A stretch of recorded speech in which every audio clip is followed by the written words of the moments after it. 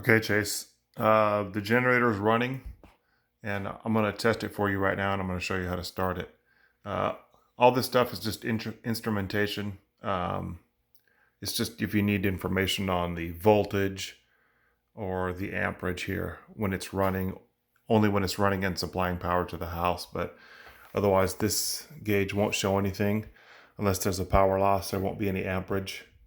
You can test the voltage. You can just turn this and it'll give you a voltage between different legs on the generator, but it's not super important once it's running. So it's pretty easy. Right now it's in the off position.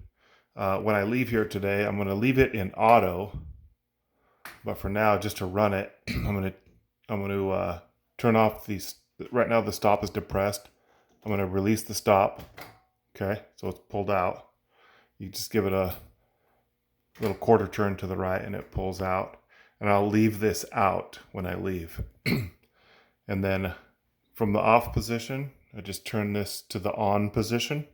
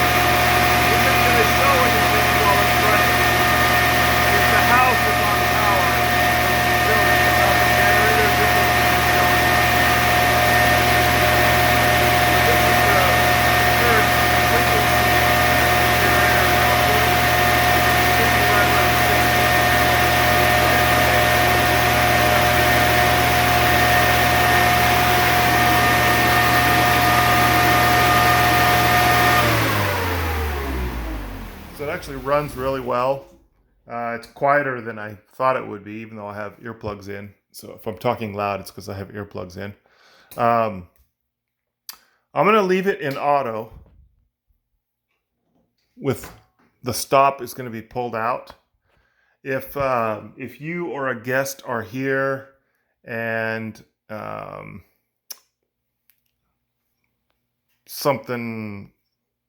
the generator doesn't be on, if it's on and it doesn't need to be on, they could just come in here, like if it's an emergency or whatever, you could just press that and it'll turn it off. But that's only for the generator. That's not the house. Obviously, you know, we're still on utility power because the lights are on in here. But I'm going to leave this out and in auto. So if there's a power loss, the generator is going to turn on automatically. If it's left off, it won't turn on at all unless someone comes in here and turns it to the run position. But in order to operate it that way manually, you have to turn it into the run position like I just did earlier, and also make sure that the stop is pulled out. So that's that. Pretty easy. I'm going to leave it in auto for now, and I'll send you this video to show you this, okay? If you have any questions, just let me know, but I don't see any problems with it. It sounds great. I didn't see any kind of leaks. I did have to turn on a couple valves. So here's what the fuel valve, the gas valve there, and there's also a gas valve on the outside of the house down below where the main is.